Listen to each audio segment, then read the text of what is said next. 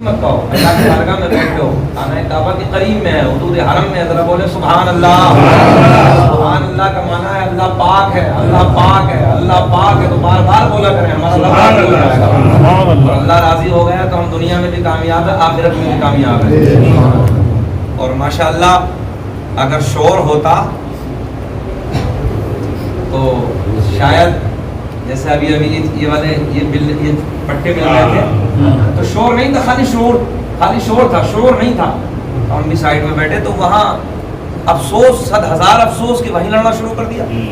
میں نے کہا کہ تو کچھ بھی نہیں، مینا عرفات مزدلفہ میں بہت کچھ دیکھنا، لیٹرین میں بہت لمبی لائن لگے گی صاحب، ہاں وضو خانوں میں بہت لمبی لائن لگے گی، تو وہاں کتنا جھگڑا ہوگا بھائی۔ چند حضرات تھے اور پٹے کے اوپر یہاں بھی یا اللہ اللہ کے گھر میں بھی لڑائی۔ حاجی وہ ہے کہ حج کرنے کے بعد اپنی فطرت کو بدل دے، اگر وہ گناہ کرتا ہے کسی بھی رنگ کا تو چھوڑ دے، جھوٹ بولتا چھوڑ دے، مکاری کرتا چھوڑ دے، دودھ میں پانی ملاتا چھوڑ دے، سارے کام ختم کر دے، اپنے آپ کو بدل دے، اور جو بدلا نہیں تو سمجھ لو اللہ کے بارگاہ میں حج قبول نہیں ہے اس کا۔ ہمارے دیہات میں، ہمارے اپنے ہندوستان میں محاورہ مشہور ہے، بولے حج کر کے آیا تو اللہ سے ڈرنا چھوڑ دیا ہے۔ ایسا نہیں ہے، حاجی کو چاہیے اللہ سے اور زیادہ ڈرے، وہ جو گناہ کرتا تھا ان سے توبہ کر کے جائے، ختم کر دے۔ مگر افسوس ہے ہم یہاں سے ابھی آج ایک نئی خبر اور ملی کہ ایک بلڈنگ میں اور لڑائی ہوئی اپنے ہندوستانی بلڈنگوں میں، کہ ہم اور آپ یہاں لڑنے کے لیے آئے ہیں، جبکہ میں نے کل بھی یہ بتایا تھا کہ ان اللہ مع الصابرین، اللہ صبر والوں کے ساتھ ہے۔ مگر نہ، یہاں بھی بعض حضرات اپنی دادا گیری اور اپنی مالداری، اپنی انانیت، اپنا تکبر یہاں بھی دکھا رہے ہیں وہ۔ اور یہ تکبر دکھانا، یہ بدتمیزی دکھانا گھروں کا یا اپنے گھروں کا پتہ دینا ہوتا ہے کہ ان کے گھر کا کلچر کیسا ہے، ان کے گھر کا ماحول کیسا ہوتا ہے، یہ اپنے گھروں کی پہچان بتا رہے ہیں کہ دیکھو ہم کیسی تربیت میں پلے ہیں۔ اب یہ آپ کا ماحول ہے، آپ کیسے اپنے کلچر کو ڈھالنا چاہتے ہیں، اپنے گھر کو کیسے ماحول کو بتانا چاہتے ہیں۔ جو ادب والے لوگ ہوتے ہیں ان کا یہ ماحول نہیں ہوتا ہے۔ اس بلڈنگ میں بھی آج قریب کی بلڈنگ میں لڑائی ہوئی، اپنی میں تھوڑی سی بات پہ جھگڑا شروع کر دیا۔ اگر کوئی حاجی ہم سے آگے چلا گیا، صبر کر لو، ملنا تو ہے ہی، یقیناً ملنا ہے، ایسا نہیں ہے ملے گا ہمارے لیے آیا ہے۔ وہاں بھی ہمیں صبر کا دامن چھوڑنا نہیں ہے، اپنے حالات کو بدل دینا ہے۔ میں نے کہا اگر جھوٹ بولتے تھے توبہ کر لینا، نہیں بولیں گے۔ دودھ میں دودھ لو، وہ کام تھا اگر اس میں ہم نے پانی ملایا وہ کام ختم کر دو کہ آج کے بعد ہم یہ کام نہیں کریں گے۔ مکاریوں کا اڈوں پہ جاتے تھے توبہ کرنی ہے۔ بہت سارے لوگ ایسے بھی ہیں، میں نے خود اپنی آنکھوں سے دیکھا کہ حج کر کے آئے ہیں، ہندوستان میں جا کے شرابوں کی دکانوں پہ کھڑے ہو کر اپنی آنکھوں سے دیکھ کر بتا رہا ہوں۔ تو حالات کو بدل دینا۔ جن کی داڑیاں نہیں ہیں داڑیوں کو مکمل کریں، ایک مشت داڑھی ہونی چاہیے، ایک مٹھی داڑھی ضرور ہونی چاہیے۔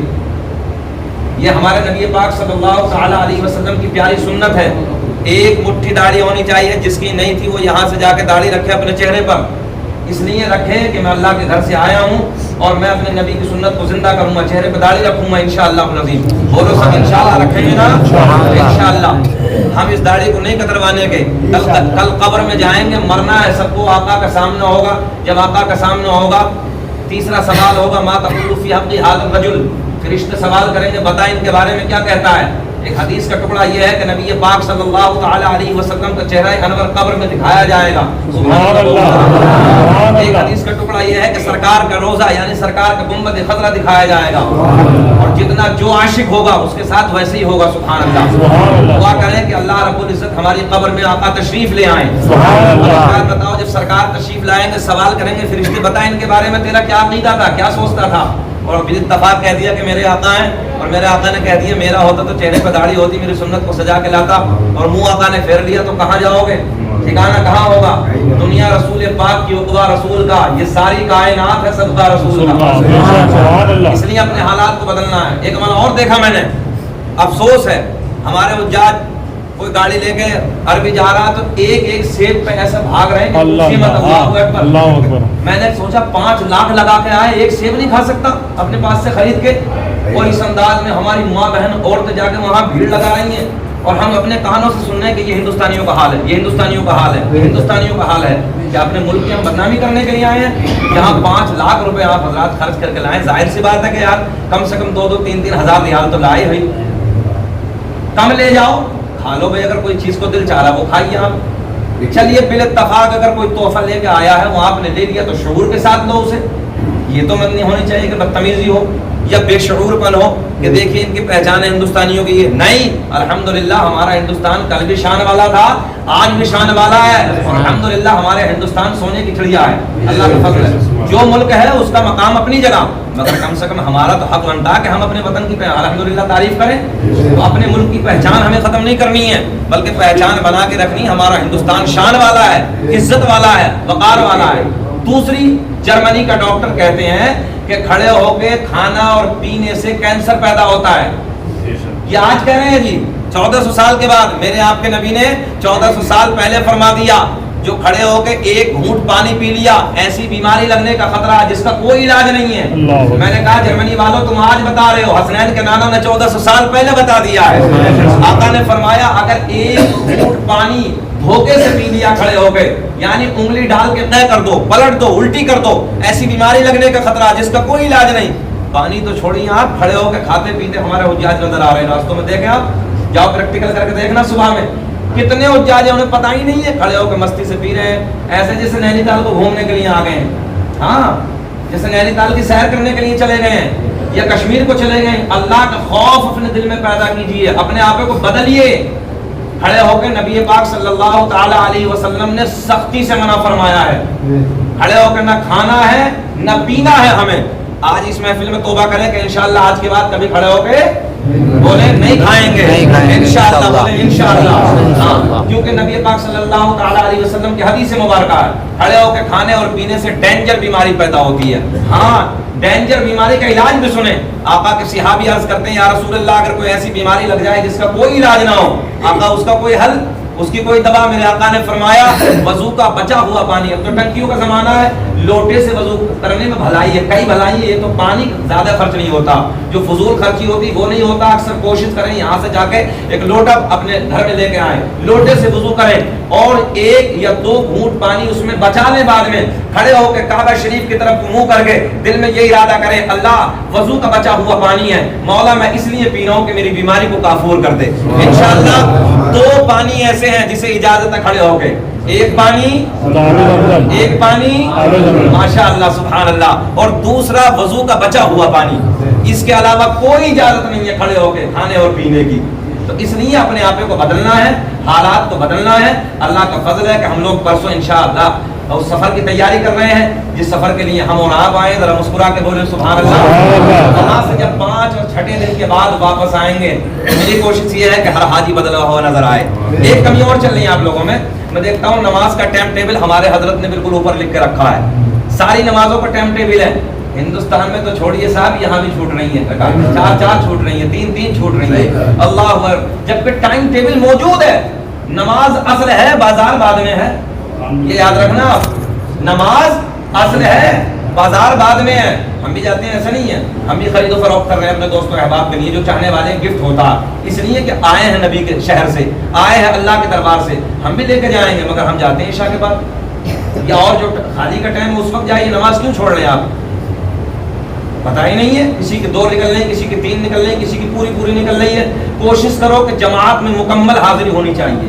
اور یہی نہیں بلکہ ہندوستان میں جانے کے بعد بھی جماعت میں مکمل حاضری ہونی چاہیے.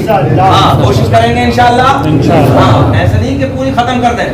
پتہ چلا گھر چلانے میں, کھیت میں کام کرنے میں وغیرہ وغیرہ وغیرہ, اپنے معاملات میں سب ختم نہیں. نمازوں کو کسی حال میں معاف ہے ہی نہیں.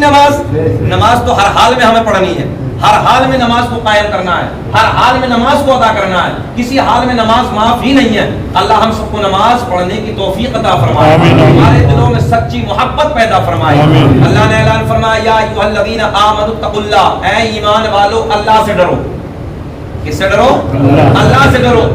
وکونوا مع الصادقین, اور سچوں کے ساتھ ہو جاؤ. اس لیے علماء کی جماعت میں بیٹھیں, اور علماء کی جماعت کو آپ کہیں گے جو عالم ہوتا ہے وہ عالم ہوتا ہے. اس کے بارے میں قرآن نے اعلان فرمایا, ہم نے نہیں, شکیل احمد غزوی نے اعلان نہیں فرمایا, حضرت نے اعلان نہیں فرمایا, قرآن اعلان فرماتا انما یخشی اللہ من عبادہ العلماء. بے شک جماعت اگر کوئی اللہ سے ڈرنے والی ہے تو وہ عالموں کی جماعت ہے. عالموں کی جماعت ہے.